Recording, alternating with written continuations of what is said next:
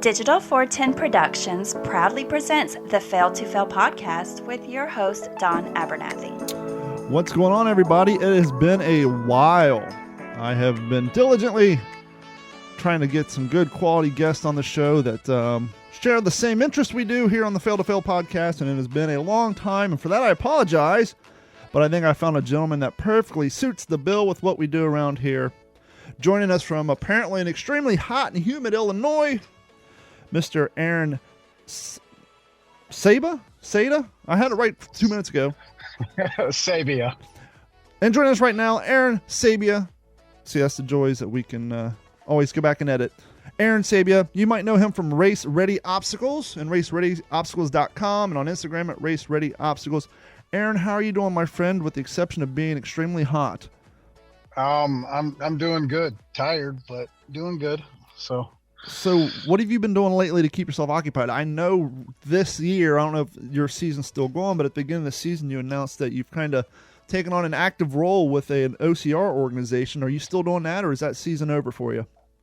No, I actually, we just finished that race. It was Frontline OCR here in Byron, Illinois.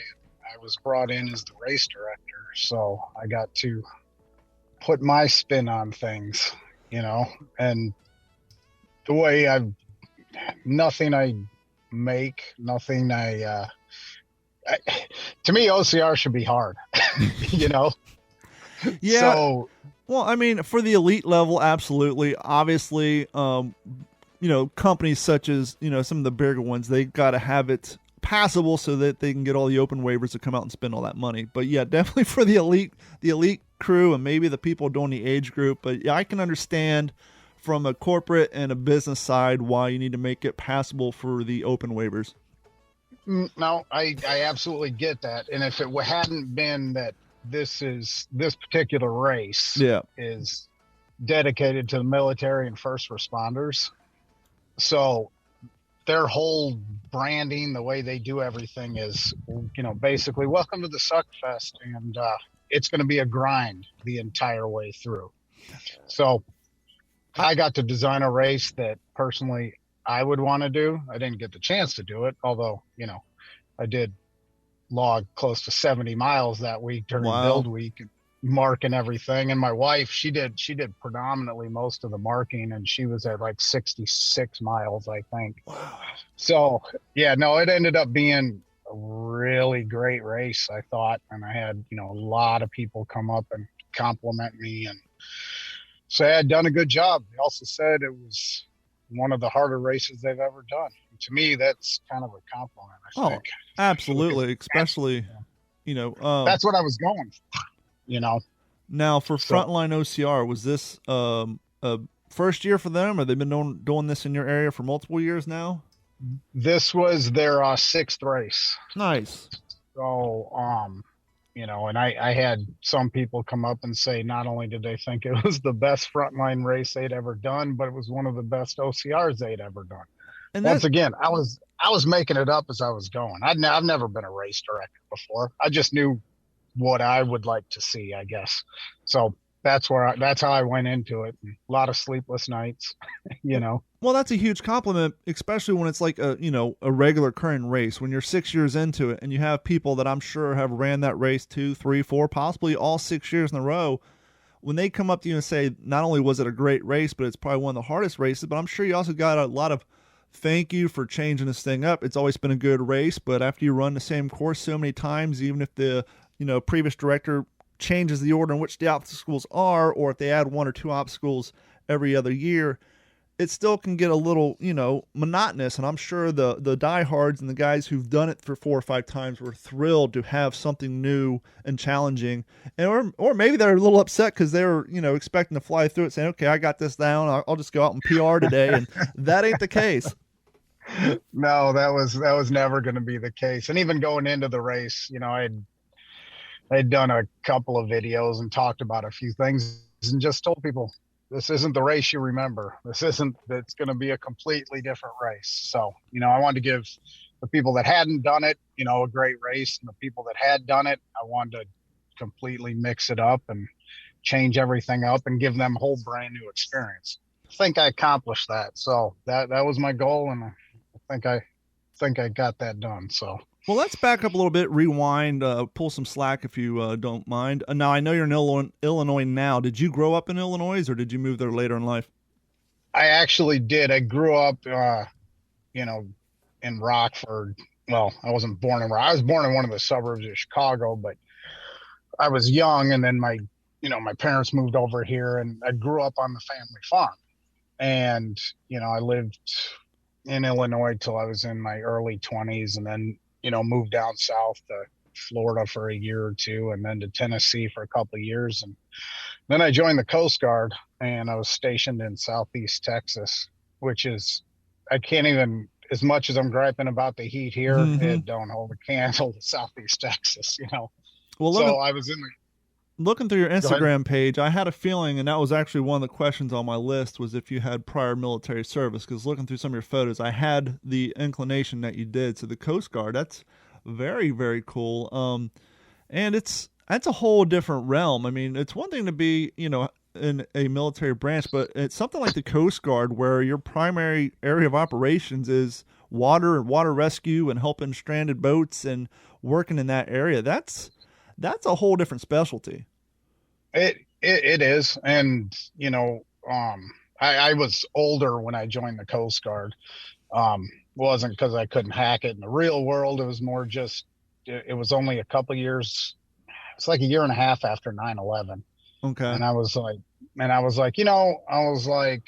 still young enough, although 26 didn't seem all that young, but I was like, I'm going to go do this now. I don't have any kids, and I was like, now's the time if I'm going to do it. So I went and I did it. And yeah, I did a lot of law enforcement, and I drove boats. So, that's kind of the irony of military, and the fact that a lot of kids who are of age to join, 17, 18, 19, or 20, a lot of us aren't in the mind state of military appreciation or wanting to do that sort of thing. And then a lot of us, when we get to 25, 28, 30, a lot of us are like, man, I should have done that. And so It's like, if there's only a way to get the mind state of a 28-year-old, 35-year-old into the body of an 18-year-old, right, we have some strong military. Because I don't know if you know this, but one of my other podcasts, I host a World War II based podcast. I'm a living historian, a World War II reenactor. And my grandfather served over in the European theater as he did grave registration. But I didn't earn an appreciation for the military, and I really didn't gain interest into World War II until I was in my mid-30s. But once again, at that point, I was already owning a business, and being in your mid to late 30s is a little too late. But it's interesting how our mind state, because a lot of cats, and myself included, I tell people, like, well, why didn't you join the military when you're young? It's like, well, because when I was young, I was an asshole. When I was young, right? I was at that mind state of, I'm not going to join the military and shave my head and take out my earrings and my tongue bar and look like everybody else. I'm a nonconformist. At 38, I look back and say, no, you're an asshole. So if we could just get that mind state and put it in the younger cats, man, we would have so many more people willing to enlist. Oh, yeah. I would agree with that wholeheartedly. See, I grew up, on my dad's side of the family, he was in the Marines. He was the oldest of 7, my dad was, and he was in the Marines. His the second oldest, he did a full 20 some odd years as in the Army. He was airborne. My grandfather was in during World War II. Started out in the Marine Corps, actually, got out, and then decided he was going back in. So he went back in into the Army, and during World War II, he was Army Corps of Engineers. He was like John Basilone in reverse. John Basilone did the Army and then went to the Marines. And then from there he went into the Airborne. Wow. And then he was Special Forces, and then he was a Green Beret, and he fought during Korea, and he fought during Vietnam, and he did, he passed away, around 2000, but he was in the Army. He did he was in every branch except for the Navy SEALs. And he probably is like, my back hurts. I'm over that. Right.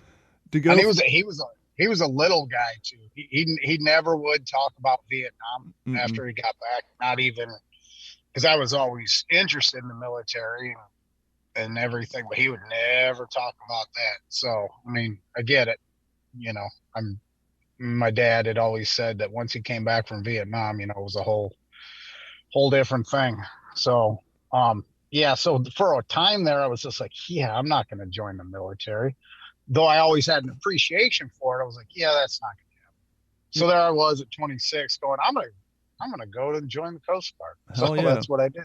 Now, you said earlier you grew up on a farm in the outskirts of Illinois. And speaking of my podcast, the What's the Scuttlebutt podcast, I just had a fellow reenactor who's been on a few times, but his book just came out called Hang Tough, where him and another friend actually got access to Dick Winter's personal and private collection. And so they actually were able to write a book based off the letters and content that have never been covered in any of the Band of Brothers. The reason I bring that up is the reason very cool. Yeah, I just got the book today. It's called Hang Tough.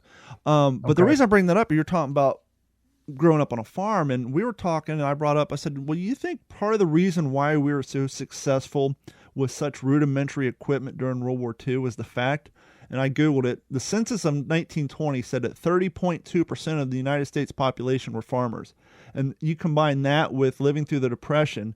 I said, do you think we were so successful and that stock was so hardy because almost a majority of them were farmers? And so when you've been getting up at 5 and working till sundown doing physical labor from the time you're 5 until the time you're 18, and then you go to boot camp and you spend your days humping heavy equipment, with the exception of being shot at and dealing with the horrors of war, I'm sure the fact that almost half of our population were made up of farmers was a tremendous benefit to our success. And my kind of question goes to you, because you kind of live the same thing. Do you think your upbringing on a farm helped you not only with your time in the service, but your experience doing OCR and physical fitness?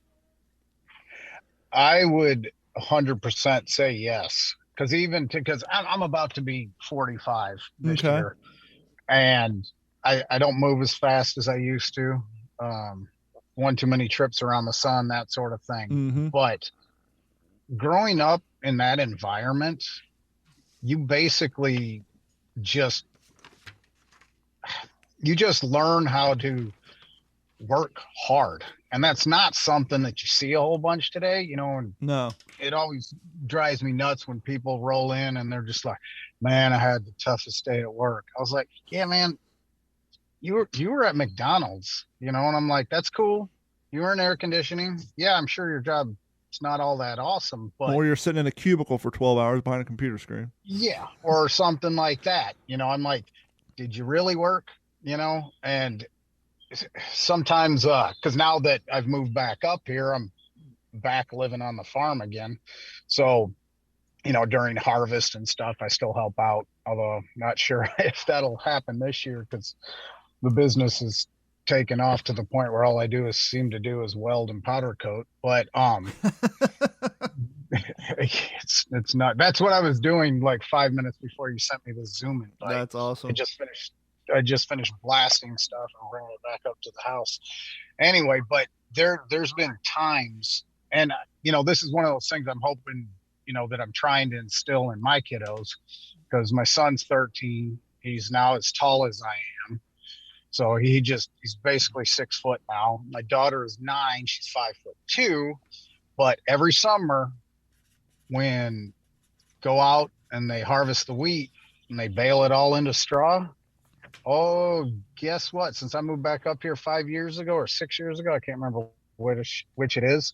Guess what my kids are doing with me? We're going to go put up 8,000, 9,000, 10,000 bales of straw in a barn in the, you know, first week of August. Yeah. And I have watched my kids outwork some of the guys my uncle will hire to come over and help. And these kids are 19, 20, 21. And my kids will be slinging more bales than awesome. These guys will. That's restoring faith. You know, I have an interesting kind of raising up. I was actually born in Kentucky, but my father moved me and half my family to Columbus, Ohio in second grade. But I would spend my summers in Kentucky with my mom, and she had technically my grandmother had a 5-acre plot down on the Ohio River, And at one end was like a single wide trailer from the 70s, and at the other end was what we referred to as the cabin, but it was built in 1939 and had no indoor plumbing. And so based on my mom's current relationship with my grandmother, she either lived in the single wide trailer with a cistern and water and a toilet, or she lived down in the cabin with the outhouse and no indoor plumbing.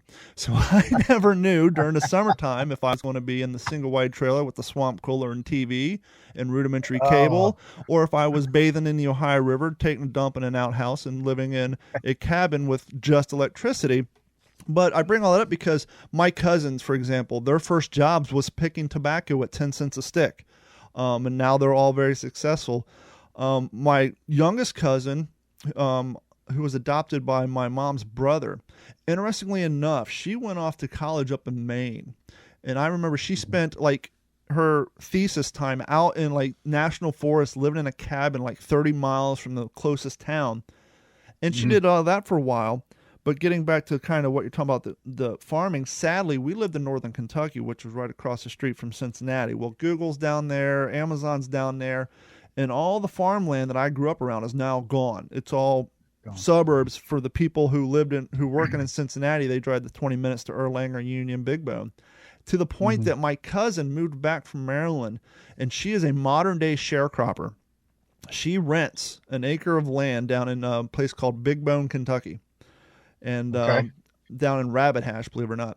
And she, for like the first 2 years, she would farm this acre, grow all her produce, take it out to the farmer's market. My aunt and my uncle would go down there, and people were loving her produce. And then she got to the point now where she no longer does the farmer market. Her produce is so damn good that she basically supplies all of the new hipster restaurants in Cincinnati, to the fact that like the local newspapers have done stories on her and stuff. But kind of like what you're saying with your kids, it's so nice to see, even in a time now where, you know, she has to rent an acre of farmland because all the farmlands we grew up around have been taken over by urban sprawl, that she still is doing the old school thing, and that's what she loves to do, and it's working out for her.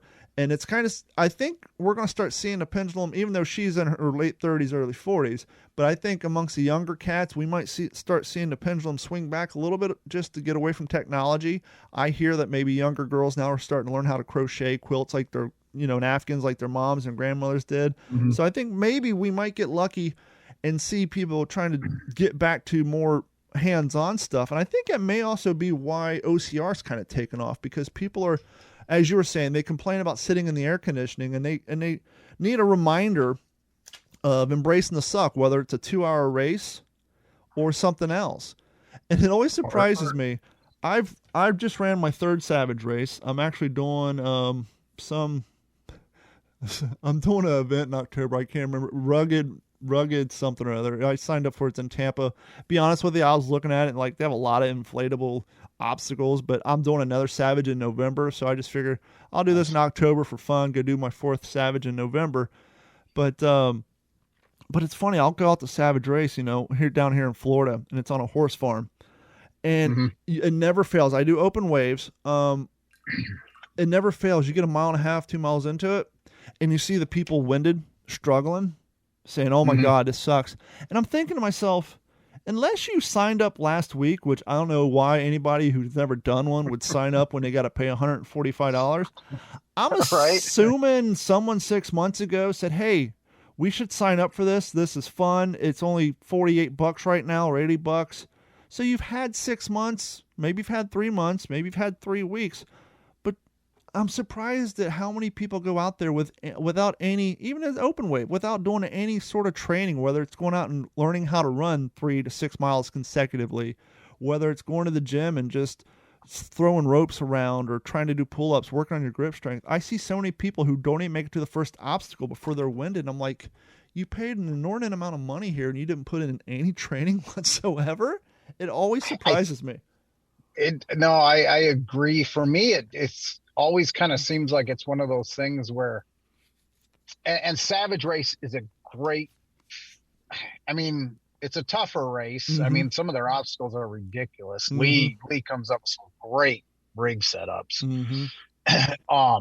But people get, I don't know. To me, it seems like people just get this wild harebrained idea that they're like, oh, we're going to go pretend like we're kids again. We want to go play in the mud. We want to, basically play. And I've always said the stuff that when I first started out and I was building rigs for a few people, I was like, I'm basically making adult playgrounds is what I'm making, and I think that for a lot of people, especially, and I've mentioned this to my wife more than once, is that majority of the people that I see that come out and do OCRs, not a lot of them actually have like work jobs that are like physical labor. You don't see too many construction people out there wanting to do it. They're like, hey, we're tired. We worked our butts off all week. I'm not going to go run 6 miles and climb around on stuff. A lot of the people I see are the people that are in the offices, the people that, me personally, I can't work in an office. Yeah. I'm just not that person. I went back to college after I got out of the Coast Guard and I got my degree in history. And yeah, I knew I was never going to be a teacher. I just really, really like history. So that's why I went and got my degree in that. And the GI Bill was paying for it. So I was like, yeah, I'll use that up. But I was never going to be the guy that's going to be sitting at a desk. I was never going to be a guy that's, although I think it'd be cool to work in a museum, it still wouldn't be the kind of person that I am, because I gotta be doing stuff, building stuff. As soon as something's easy, then I'm bored. I gotta go find something new. That's just me personally. So I think a lot of it too is, I think a lot of people, and this is not a crack, this is not a slander, this is just what I've experienced, not only through Savage races, but as being a living historian and a World War II reenactor, we have things that we call tactical events. And that's where there's no public. For example, every January we go up to Lakeland, Georgia, and we have a 15-mile Boy Scout camp that we rent out. And we go out and do an 8-mile, 4-hour-long tactical event. And that's where we're just humping through the woods, carrying M1 Garins, full packs. We're fighting Germans. We're shooting blanks. And I think a lot of people have no real, clear, honest idea of how out of shape they are, even if they're not overweight. I see a lot of guys go out there, and I'll give you an example. The first time I did a tactical event, I didn't run. I wasn't into doing any of this stuff. I was 30 pounds heavier than I am now, and I was dying. I was just out there, and I was dying. I have a friend who owns probably 7 Sherman tanks now. He has 20-acre property up in Central Florida. There was an event where I was trying to run at a slow pace to provide infantry support for these tanks, and I was dying. And so that's part of the reason, that and 2 kidney stones is part of the reason I started going to the gym. And then I got to the point where I was going to the gym twice a day. I lost about 20 pounds, and I hurt my elbow, so I got concerned that I was going to gain that weight back, so I started running. Now, I could never run on a treadmill. I could never hit a 10-minute mile on a treadmill. It wasn't until I started running in the street that I discovered the reason I have a problem running on the treadmill is a treadmill is a piece of machine, and it has gears and gear ratios, and even at whether it's 1, 1.2, or 5.4, your body's trying to match the restrictive speed of which a treadmill is able to do. And that restrictive speed, no matter what level it's at, it either may be too fast for your comfort level or too slow. You can't get to that 100% perfect spot, whereas when you're running in the street, you can tune your body into the tempo and the pace that your body feels comfortable running at. And it wasn't until I started running in the street that I was able to hit my first 10-minute mile. And then next thing I know, I'm running 3 miles, and then 5 miles, and then 14 miles. And then I went out and I started running a couple of 5Ks, and I did my first 10K, then I did my first Savage race. And one of the things I discovered the very first time I ran an organized race after running in the streets that a lot of people don't realize and or talk about, and I'm sure you've experienced this probably when going through boot camp or running with the military, and that is the pack instinct. It's amazing. The first time you run with a large group of people, you automatically run at a faster pace than you ever have, and you're more comfortable with it. And your mind instinctively looks around and says, okay, I can run faster than this person. I can't run faster than that person. And you instinctively find your place in that pack, and you'll maintain that tempo and that speed. And as the race goes on, you'll start passing some of the people who start falling off. Yeah. And so I truly think a lot of people don't realize how badly out of shape they are. Once again, even if they're not overweight, just because the lifestyle in which we live, like you said, people work in AC, they'll come home, they maybe go lift a couple of weights at the gym, but that's not cardio. And then they'll go home and play Xbox, and they'll play Call of Duty. And then when they go out to the Savage race or to a Spartan race or to a Tough Mudder, to whatever, frontline OCR, and they look at it like, oh, this is a team building event for a corporation. And then they get out there and they get a half mile in, and then they realize, oh shit, I've been going to the gym and lifting weights, but I've been doing no cardio. Or then you get the people that do tons of cardio and they can run all day, and you get them to an obstacle and they will stay there all day and struggle on it. And they have no grip strength. And no grip strength. And being a runner who came into the OCR world, my biggest problem is, and when I come to do this Savage race in November, because Savage Open Wave, they don't have a burpee penalty. And so you can just, if you can't get past it, try it once or twice and go on your way. Well, because I'm a street runner and because I've ran 1 half marathon, a 10K, and a handful of 5Ks, in my mind, I've trained myself. I'm all about the PR. So I'll try something twice and then I'll go, because I'm instinctively, because of the type of person I am, I'm worried about the time. I'm racing against the clock. I'm forcing myself in November. Right now, my Savage Race Florida completion rate is 25 out of 28 obstacles, which ain't bad for a 42-year-old.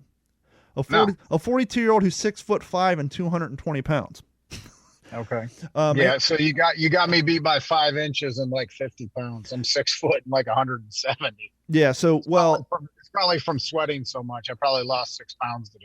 I failed horribly. The last race, I tried to cut 10 pounds before my race. If I can go to a Savage race at 207, 210, I would be thrilled. I'm also an IT guy who's been typing for the last 18 years, and so carpal tunnel syndrome tends to kick in. I will say this.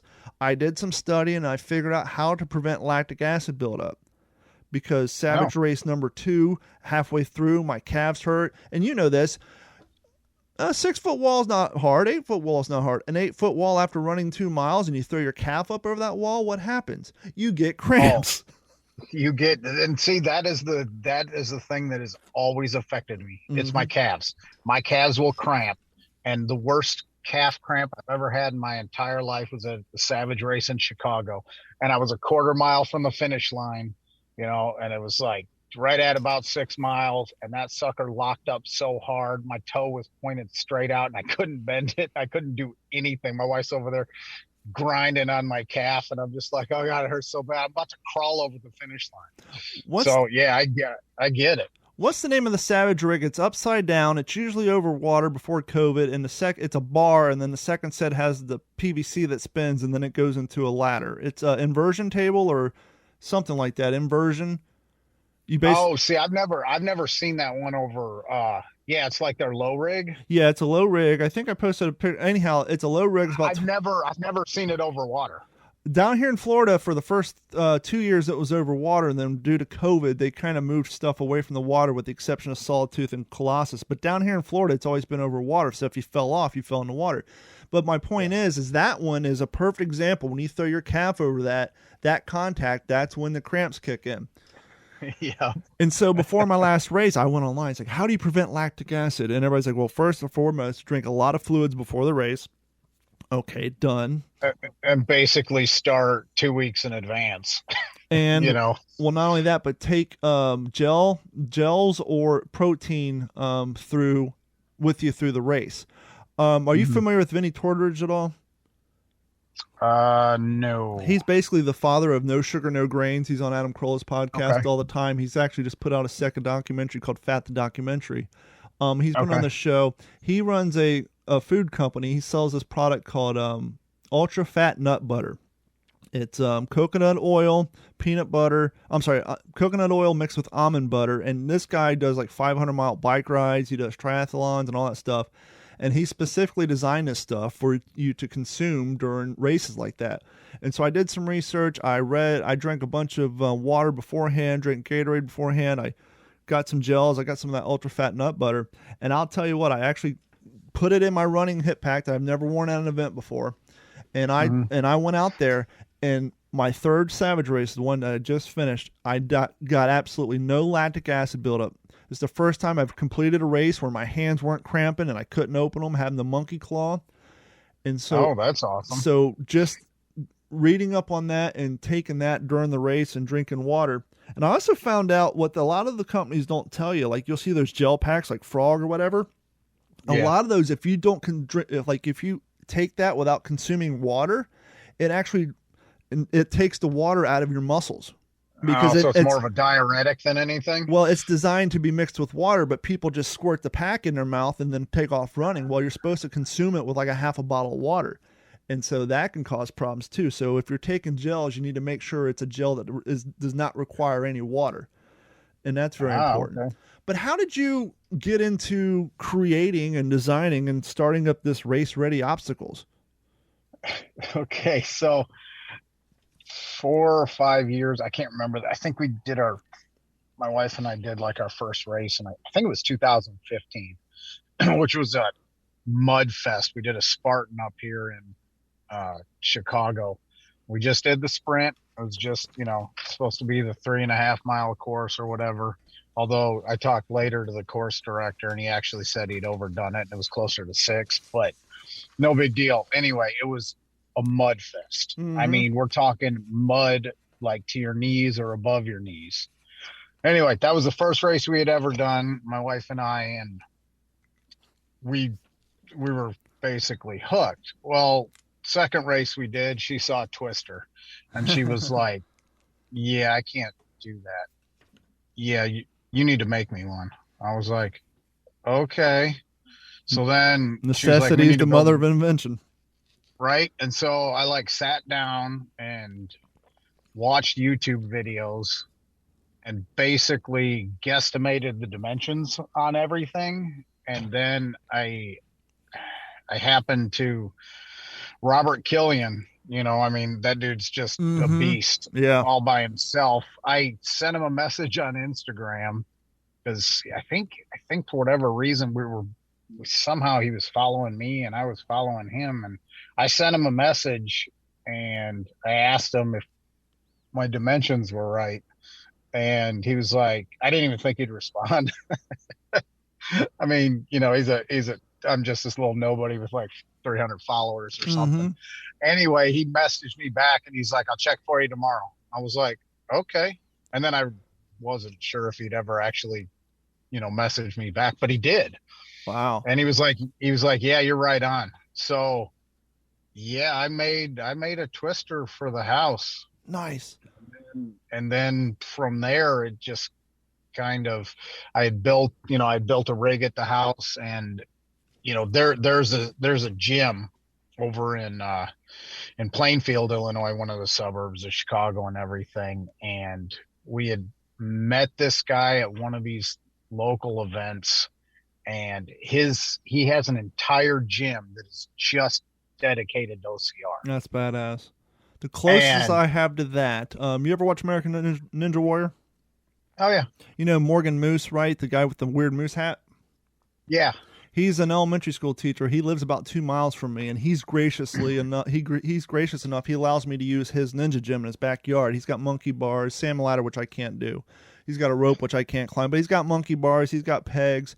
And so about a month or 2, maybe 3 weeks before my next event, I'll try to go to his house at least, 2, 3 times a month just to get my grip strength down, work on the monkey bar stuff. And he's got a static line. And then, so I'll hit the gym up and run more, and I'll go to his place. But it's definitely a new growing niche. Sadly, with the increased revenue prices of freaking wood right now, it's going to slow down people's gym building. But it's ridiculous. I haven't built anything for anybody because initially, when I first started Race Ready Obstacles, I had, this guy had this gym. One of the women that works out at the gym was like, I want you to build me a rig in my backyard. Wow. And I was like, okay. So it ended up being 30 feet long and 10 feet wide. And I mean, she's got a twister on there. She's got incline, decline monkey bars, devil steps, pegboard, salmon ladder. Wow. And I mean, just all sorts of cool stuff on there. And I did that. And as soon as I did that, she had one of her friends who was like, I want you to build something in my backyard. And I was like, okay, I'm going to start a business. Yep. I don't even know what I'm doing, but look, I'm going to whatever it was, LegalZoom or whatever. And I was like, so I set up an LLC. Yeah, it's like 120. Well, here in Florida, it's literally $125 to register a business, and you're off and running. That's kind of what it was. And I was like, I'm just gonna go run with this. So I was like, what's the worst that happens? I'm out $150, $200 or something. $200 in a bank account. That's all you need. And so I went and I talked to my wife about it. But go ahead. Were you welding? Did you learn welding in the Coast Guard? Where did your welding, or did you start welding for this? Where did your welding skills come from? Because not everybody, that's one of my regrets too. My dad knows how to weld. I need to find someone to teach me how to, actually I know somebody. I need to go get him to teach me how to weld. Not because I want to start a business, but it's just one of those trades that I want. When did you start welding, or where did you learn to weld? I actually started welding years ago. Before I joined the Coast Guard, I worked at a radiator factory in Tennessee. Nice. And I wasn't doing like any of the power welding. I mean, there was some guys there that I swear they could weld wood if they wanted to. They were just that good. But I had to weld a couple of, it was like nameplates and stuff on these radiator tanks. And I don't mean like little radiators. I'm talking like heat exchangers that go out onto the offshore oil drilling rigs, you know, that are 36 feet long and 10 feet wide and stuff like that. I mean, big old honking things. And so they had a TIG welder down there, and TIG is hard. Mm-hmm. And that's what I learned how to do first. And then I went in the Coast Guard, did nothing with welding because that wasn't, I drove boats and did law enforcement. I wore body armor, carried a gun, and 120-degree weather. Repossessed pounds of cocaine out of boats. never actually had a drug bust. Really? Once. Well, I guess not. I guess if you lived in Florida, it'd be a different story. But I guess off the coast of Texas. Yeah, and I was right on the border of Louisiana and Texas. Now we did bust a lot of shrimp boats, and alligator poachers. Yeah, right. Yeah, that kind of stuff. So did that and did a lot of security boardings on the tankers that were going into Houston and coming into the Port Arthur area. Anyway, but didn't do any welding. And then once I started doing this, I was like, I haven't welded in darn near 20 years. I was like, not anything, and so when I moved back up to Illinois, living on the farm, we got a big old shop. There's a big old honking MIG welder in there and everything. And the hired hand that works on the farm, he's a good welder. And so the first twister I made, I cut all the metal, I did everything. And then I was like, I'm gonna need your help welding this. So I would sit there with a welding hood on and watch how he did everything.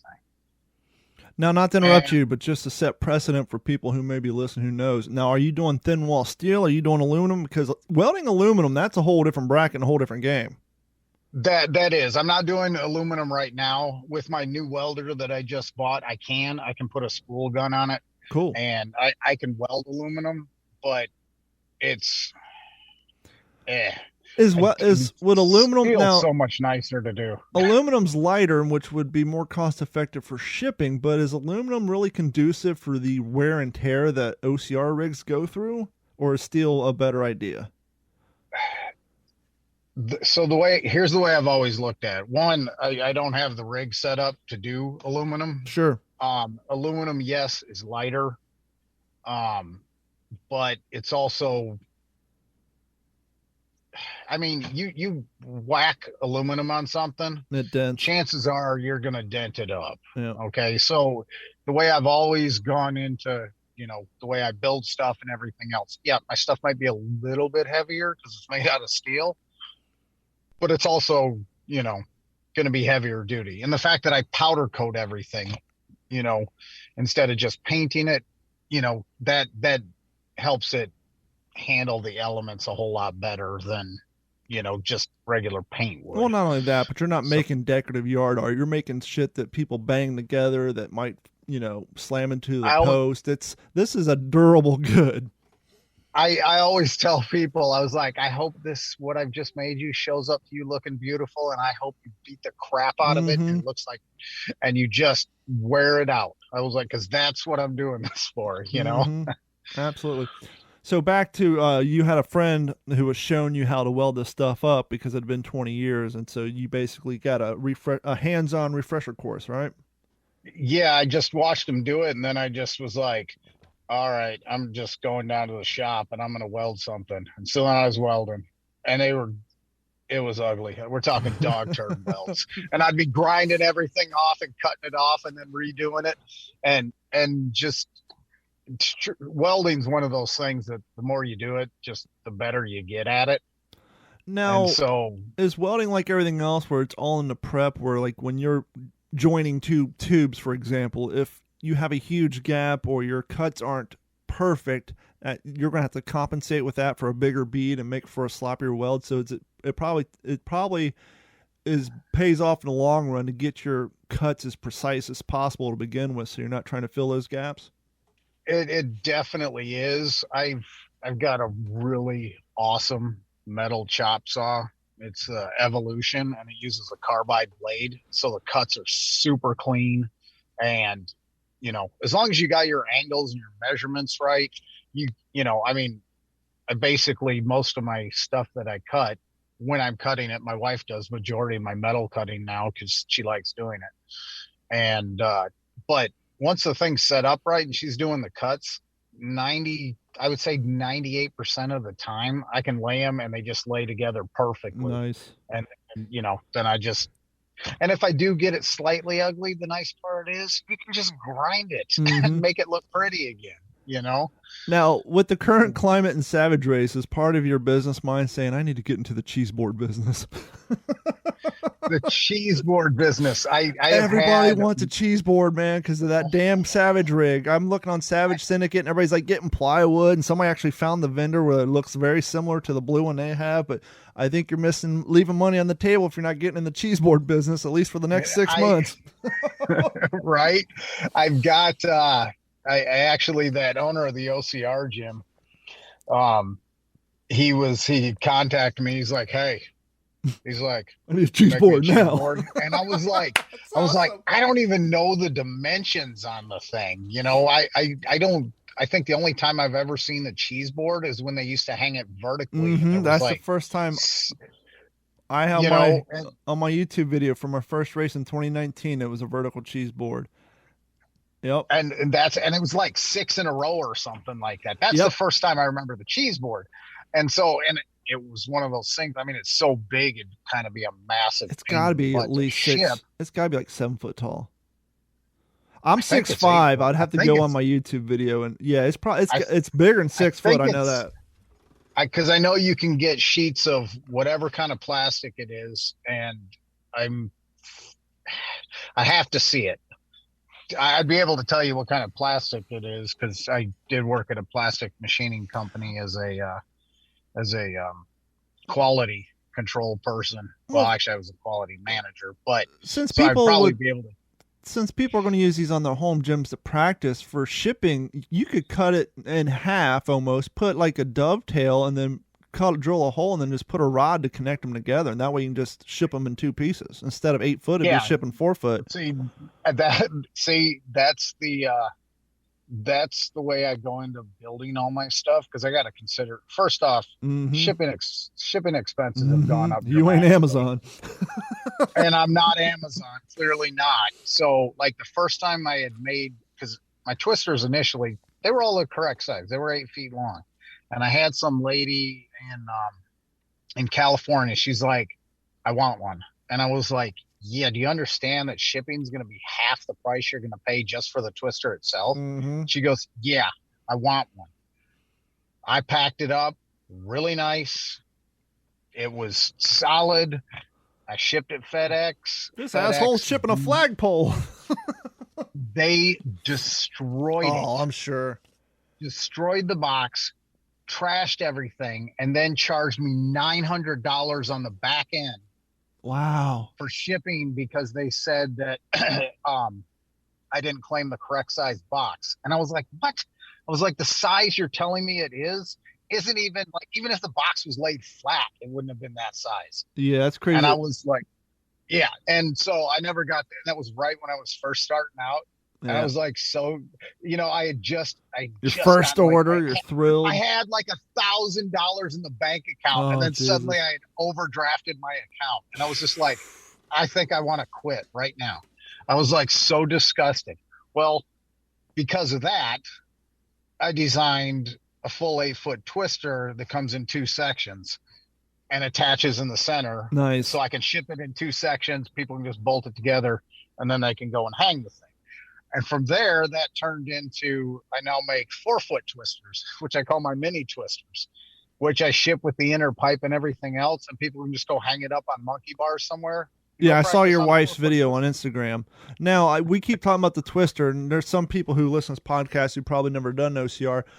Basically, a twister, you can probably explain it better than I am. Explain to the audience what exactly a twister is. A twister is an 8-foot long section of tubing or pipe that has 8 handles on it, and they're horizontal handles, so they're parallel with the ground and everything. But they are clocked at 45 degrees. So as you grab on one handle and then reach for the next one, the whole pipe rotates. So, and you got to travel all the way down to the end of it. So if you were to stand it up vertically and stare at it, it would look like a spiral staircase, but of hand grips. Yep. That's exactly what it is. Now, the Spartan, I haven't seen one of those on a Savage course. Does Spartan have those? Yeah, that's strictly a Spartan.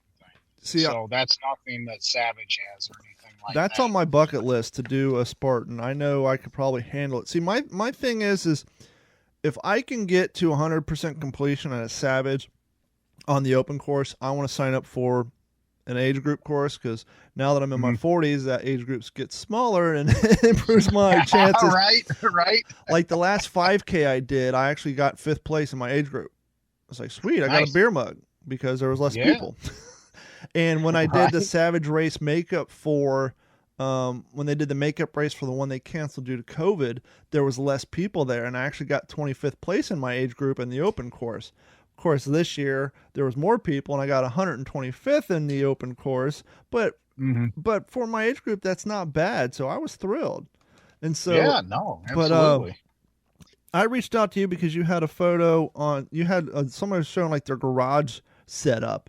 And I was like, ooh, I need one of those, but my ceiling's too low. And I think you said 10 feet is where you want to be. I'm just looking at athletes right now. I was 25th place in the March 2021. Oh, wow, I did better than I thought. From the 40 to 44 age group, I was 25th out of 129. Out of the males, I was 117 out of 864. Overall, I was 130 with a final time of 1 hour, 125 minutes. But keep in mind, on the obstacles I failed, I only tried twice and kept going. So that time would be tremendously different, and it will be different this fall when I force myself to try my damnedest to do 100% completion. I'm not going to try twice and quit. I'm going to try 5 times and then go to the next one. So no, I get it. But I got to get that through my head that, hey, you're out here racing yourself. You're in an open wave. Time doesn't matter. When it comes to OCR, it's all about completion, not time. And so I really got to get that into my head, completion. But for people who want to build, not a full gym, but like, okay, for example, my nemesis is Sawtooth, Anchors Away, that bastard, and the Battering Birds. Anchors are my favorite thing ever. I love anchors. I like anchors so much, that's why I started making them. Before we get to Anchors Away, Sawtooth, for the first 2 races, I made it to the 3rd rung and fell down because I can't do pull-ups.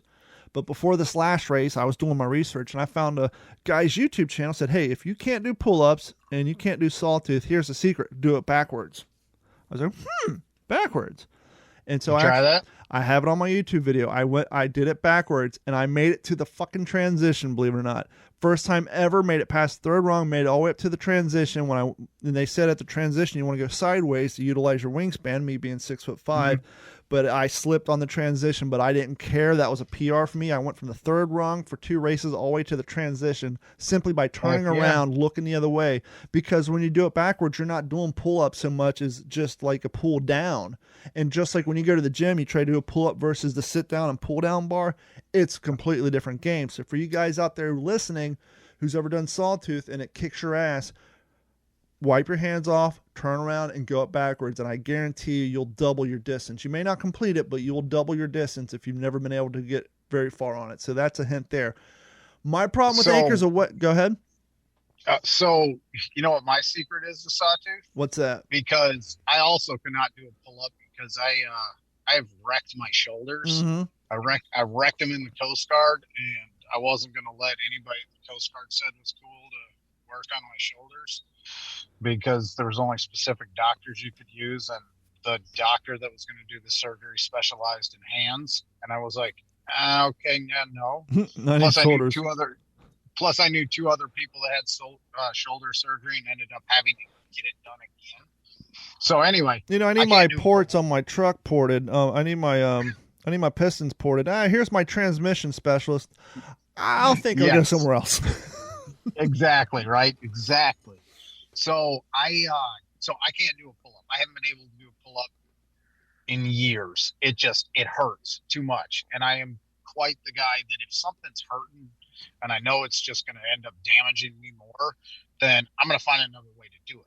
So for me, sawtooth, I always go forward. I've never failed sawtooth. I get the nice side-to-side swing where I'm basically trying to hoof somebody off the lane next to me, and it gives me enough momentum that it'll bring my one arm up high enough that I can grab the next run. Swing back over the other side, up to the next run. What's your secret on the transition? Do you go straight for the middle bar, or do you try to go straight to the third bar? I typically go all the way to the bottom, but then I just get a nice big, like I look like I can lachey somewhere, like the Ninja Warrior people do. Yeah. But I get enough of a swing that I can, I get my hand up high enough that I can grab onto the next bar. Once I hit that, I can skip that next top bar because I don't know what your sawtooth looks like. That's sawtooth funny. I was thinking the same exact thing. There's two variants. I've seen some on YouTube where it goes up, down, like a W, and mine simply goes up, transitions, and goes down like an upside down V. So the one in Florida is yours all steel? Or is it a wood structure with like? I want to say it's a wood structure, but it's painted blue, but the bars are metal, but it is not the black W that you see on YouTube. I don't know where that black W sawtooth is at. Ours is a blue V. It goes up, transitions, and goes down. It's not the W. The W, God, I could only imagine how hard that one is. Have you seen that one? See, ours goes up, then it comes down and then goes back up, and then goes down. Yeah, so you got the W. We have a V. Yeah, no, we got the upside down W. Yeah, go up, down, up, down. It's also a lot steeper than their scaffolding setup. Yeah. This one's an entire wooden structure, and it's steep. I mean, the first time I ever did it, I was just like, I am not going to fall off, and I didn't, which was kind of awesome. But and it took my wife. I think it was the third Savage race she had done, and she straight nailed that sucker on her third time. She was like, yeah. And then we brought our son out last year. He had just turned 13, 2 days before the race. So we're like, happy birthday, dude. You're doing a race with us. Yeah, your signal's dropping out just a little bit. I don't know if you're walking around your shop, but yeah. Oh, no. You're good now. Okay.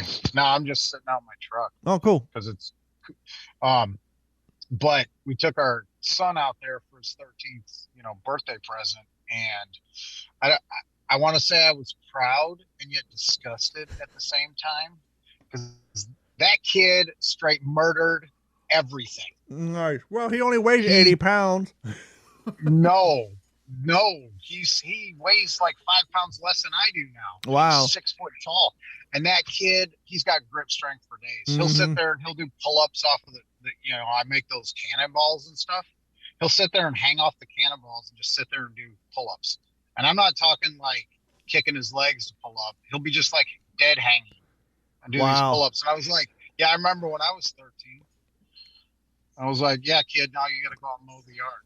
It's only 7 acres. Get out there. Have you seen those new CrossFit pull-ups that look like they're rowing a boat above their head? Those are insane. How the hell?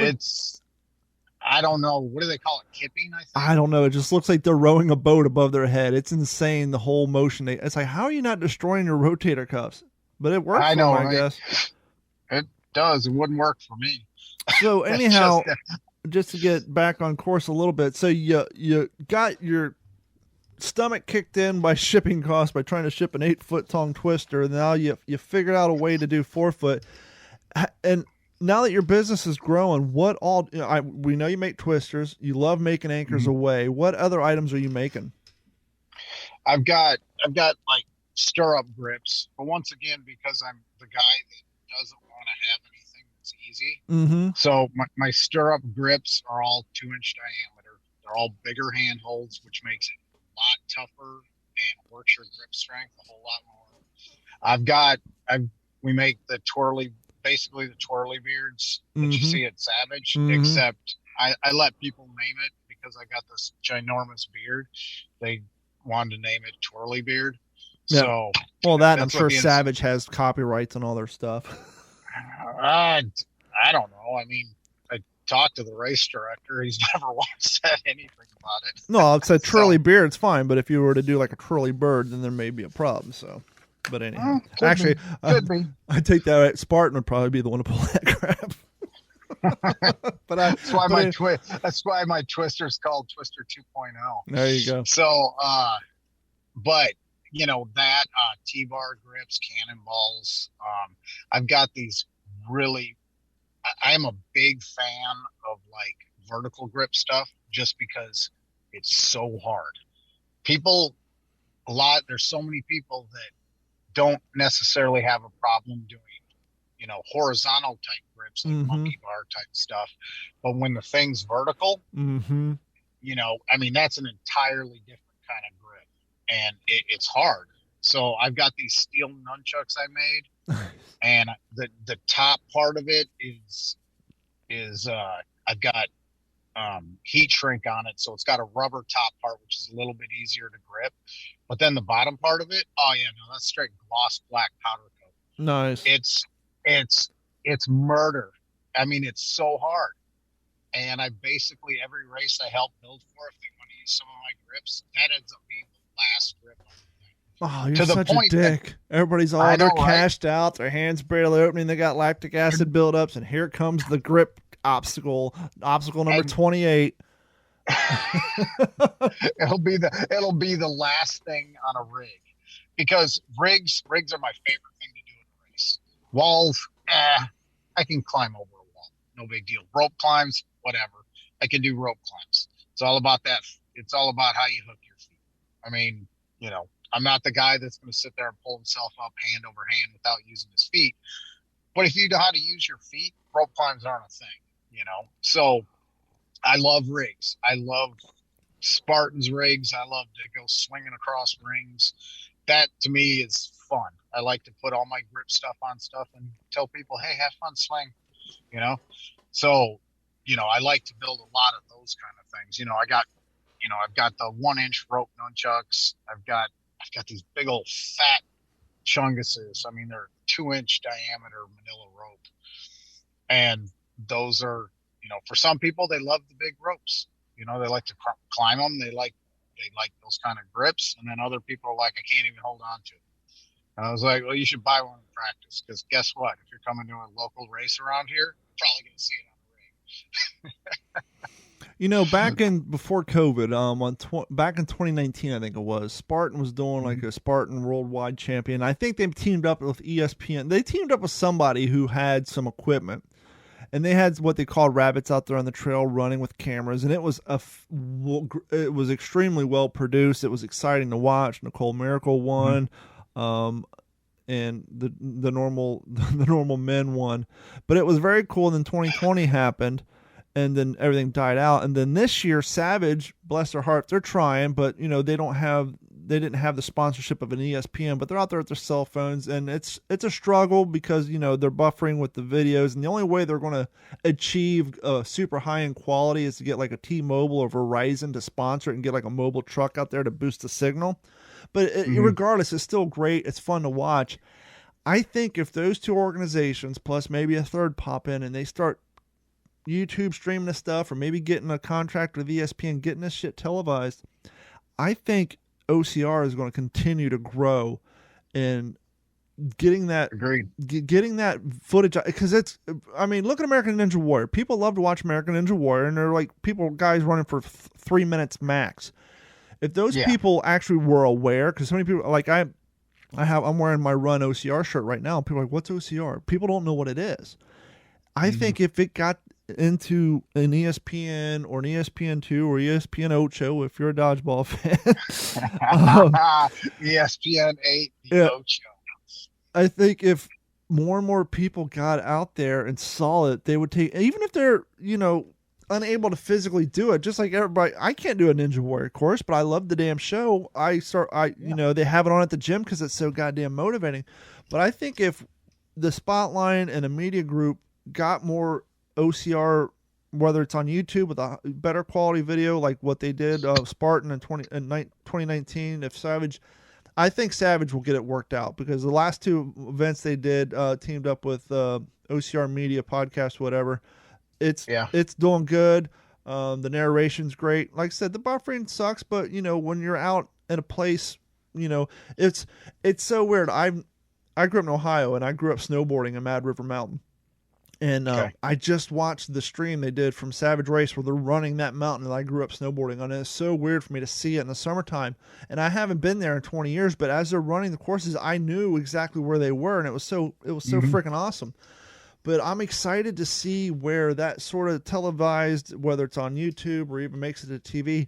If they keep doing that and they get it down, I think the sport's going to blow up. I think it's going to help your business tremendously, because the weirdest thing about Spartan Race or Savage Races or any OCR, for any of you guys listening who's never done one, here's what happens. You train, you think you're ready, you get out there, you find out you're out of shape, you finish the race, you go home, you're sore, and what's the first thing you do? You go online and register for another goddamn race. Isn't that the truth? Because you're addicted. You're like, oh God, I feel like crap, but goddamn, that was fun. And if I register now, I can save $100. And everybody registers for the next race, and it's amazing how it happens. And now the hard part is staying motivated for the next 6 months, which is why I threw in that little obstacle course race in Tampa. And so what I've done to save my body, I actually did my first Savage Anywhere race back, 2 months ago in April, I think it was, which is cool because I counted my syndicate. So I got a syndicate medal before my race. Sweet. But I actually did the Cobra, and I did it, and every one of them's on my YouTube channel. And I'll tell you what, that son of a bitch was hard.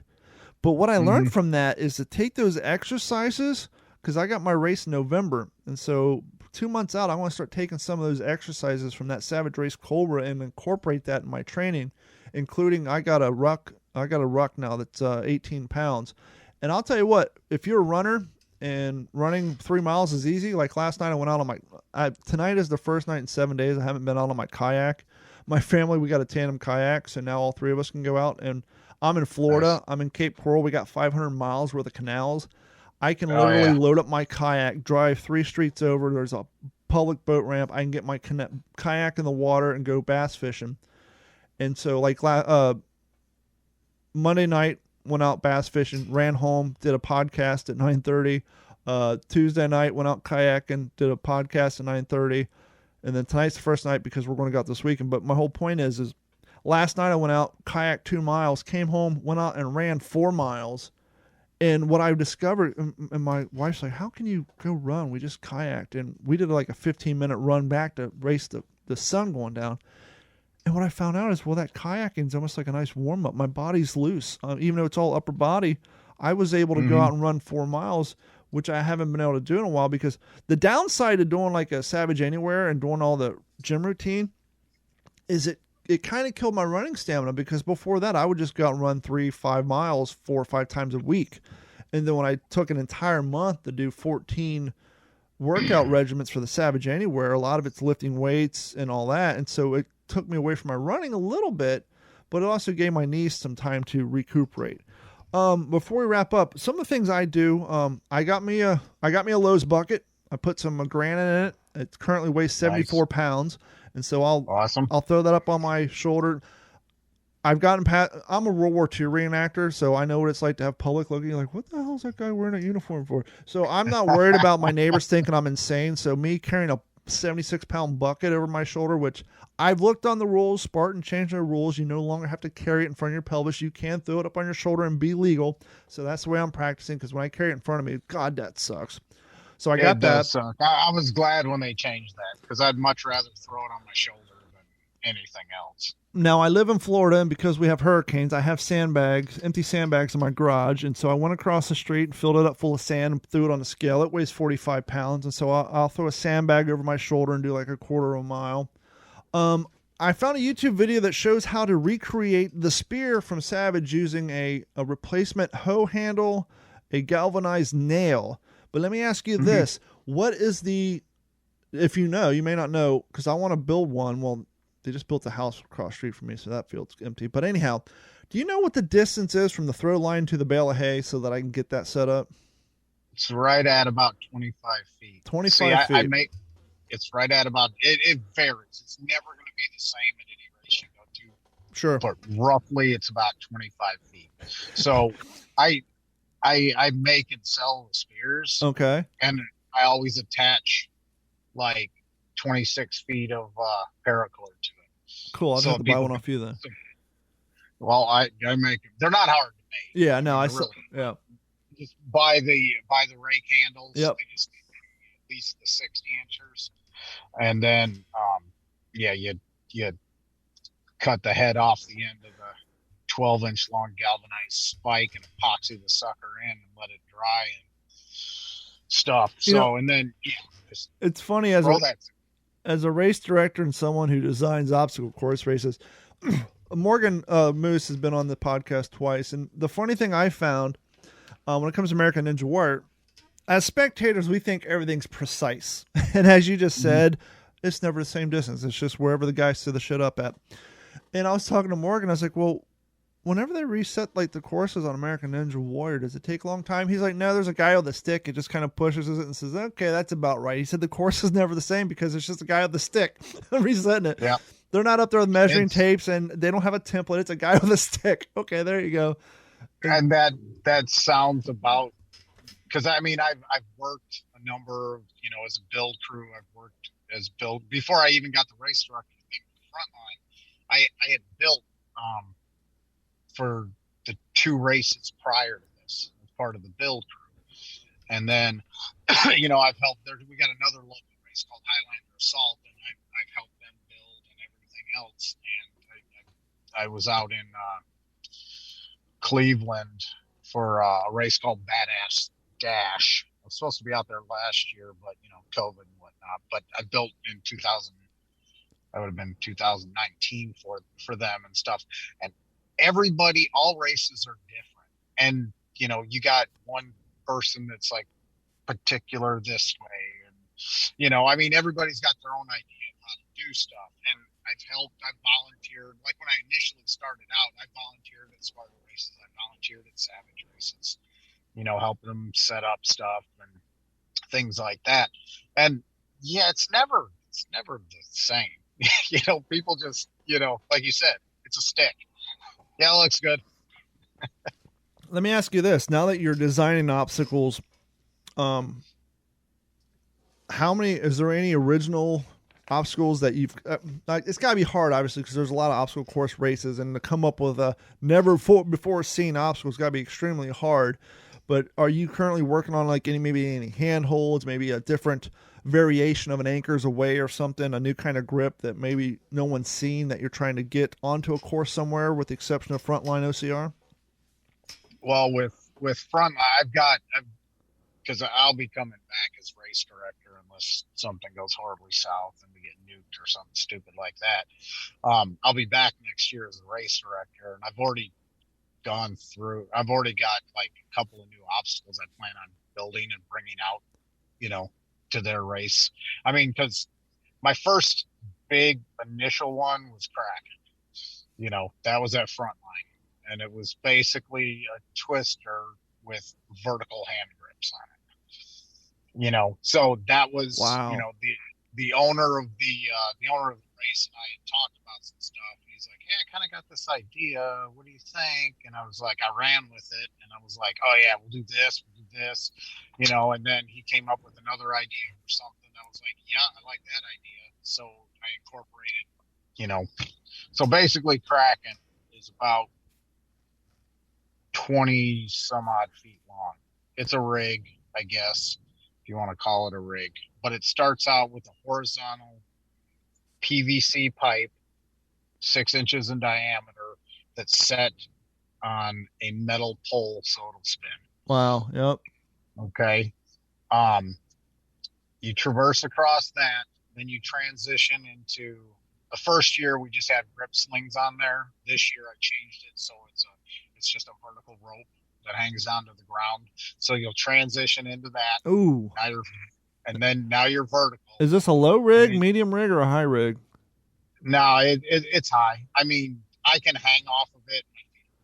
Yeah, I'm just trying to think of my 6'5" tall ass trying to go from being horizontal on a spinning pole to vertically trying to transition a rope without touching the ground.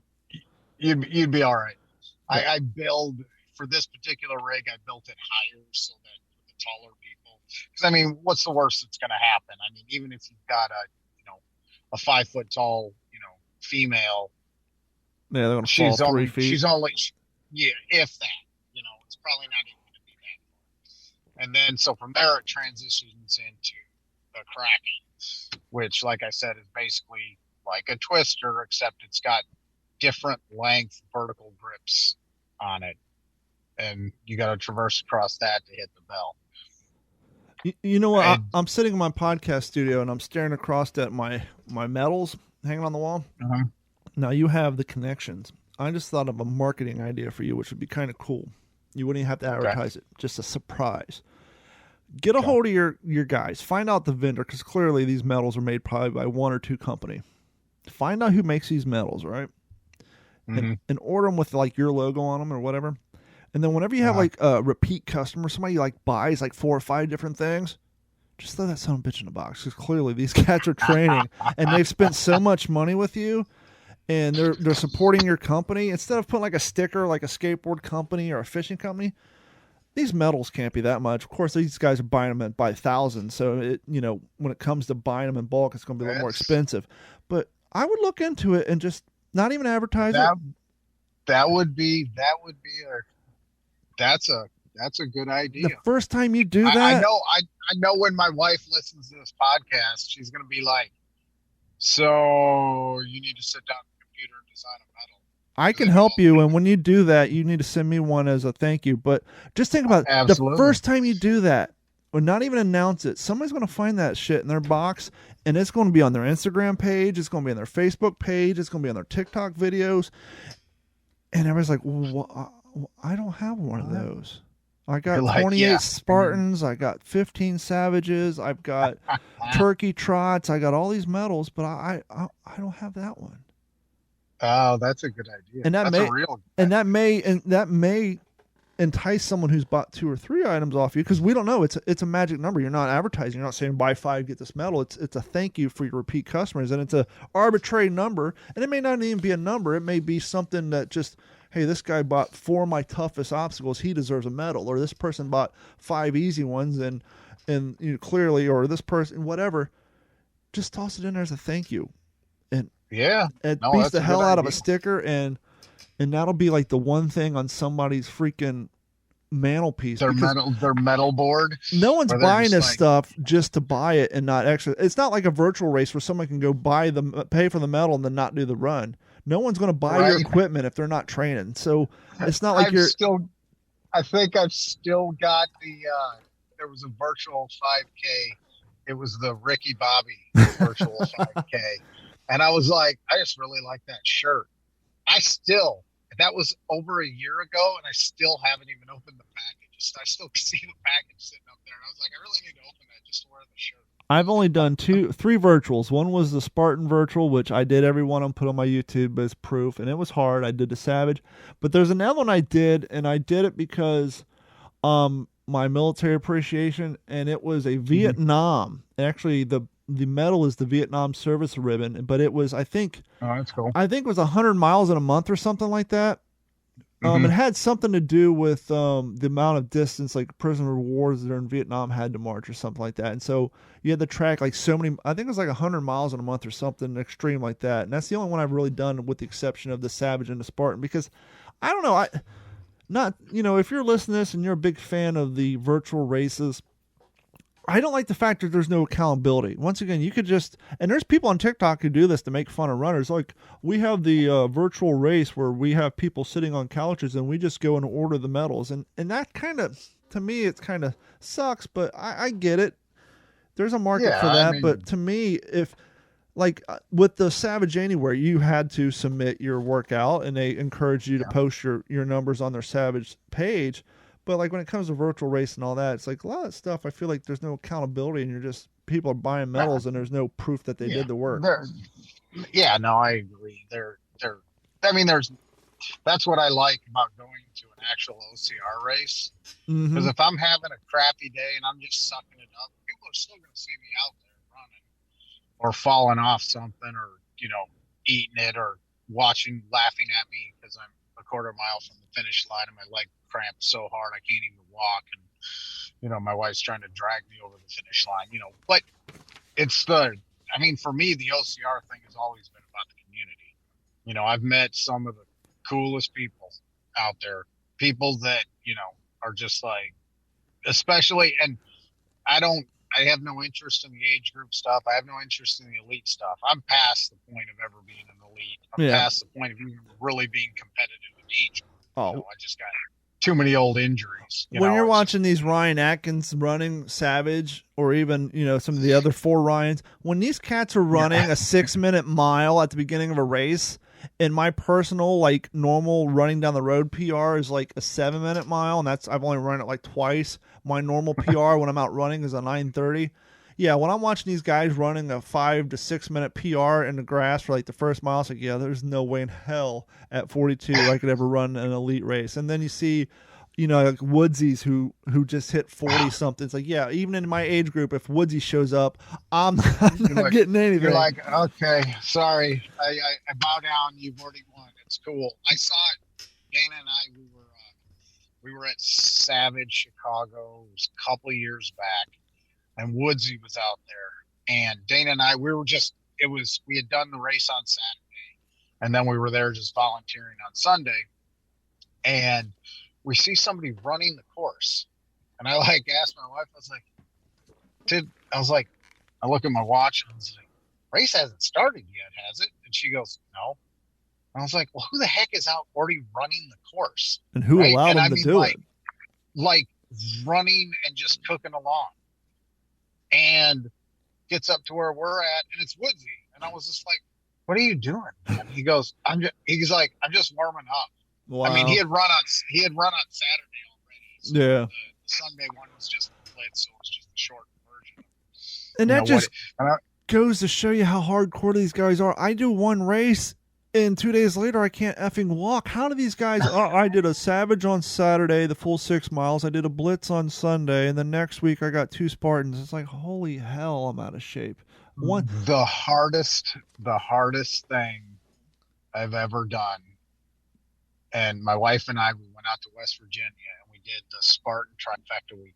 Wow, beast. We did and I'm sure they're not going to call it mountains, but there was a buttload of elevation gain, and it was steep going up some of these hills. Trust me, I run on a horse farm in Florida. They're mountains, but you're running on is mountains.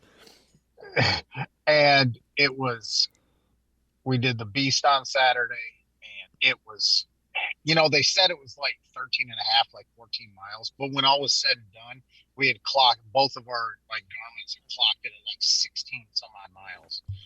And, towards the end, we were just whooped, and then we got up the next day, and after soaking in Epsom salts in the bathtub at the hotel, and then the next day we went back and we did the super sprint back to back. And I'm not going to lie, I hit that sprint and I was like, I don't think I ran more than 200 yards in that sprint. You looked at your wife and said, since when did my shoes weigh 50 pounds? Right. And I was just like, and we finished the super, and we actually had a pretty good time. I mean, like our time wasn't too bad on the super considering all the hills. How many burpees did you have to do? I think I only ended up, I didn't miss a lot of obstacles. Wow, that's great. Now, when we did Big Bear, my wife was not having that. First off, she gets... That's insane. I lived in Long Beach for 3 years. I mountain biked Big Bear one time, and I'm just... The fact that you ran up that is just amazing. They started out in like the first 3/4 of the mile was straight up the ski slope. And I was just like, I made it like 300 yards in, and I was just like, first off, I'm a flatlander.